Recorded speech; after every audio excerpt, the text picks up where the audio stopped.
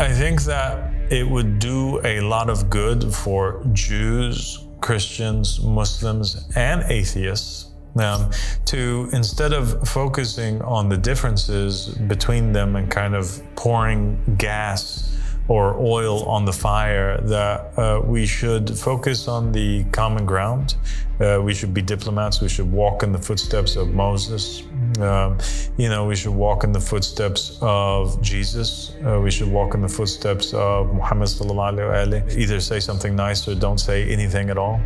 We should attempt to understand where each and every one of them is coming from and say, my goodness, of course you feel this way, Of course you guys feel this way.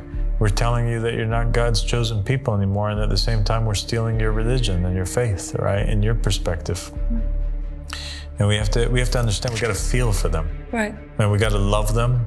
And we got to say, okay, Jewish people, we get it. Let's find a way, reasonably. We take these other extremist voices, put them on the side for a moment, and we get voices that are decent, that are filled with love. We extend our hands out. We sit together and we say thank you. I think a good starting point would be thank you to the Jewish people for everything that they have done for God and for religion, and for their contributions and their forefathers' contributions towards that which we believe in today, whether we're Christian or Muslim. We should thank them for that. We should appreciate that. We should see them as a part of our history too. Yes, true. And I think that this whole thing of saying who God's people is, we got to come to terms to say, okay, we recognize that you guys think that you're God's people, and that's okay. You know why? Because everybody thinks that they're God's chosen people. We have the Jews thinking that they're God's chosen people. The Christians think that they're God's chosen people. The Muslims think that they're God's chosen people, and you have the atheists who also think that they're so smart that they're, selected by nature to be God's chosen people. Yeah, actually, that's a very good point.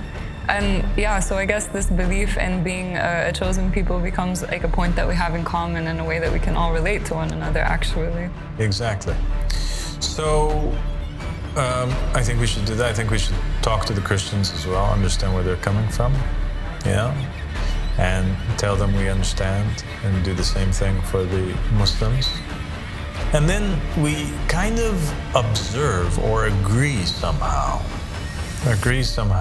to leave things to destiny.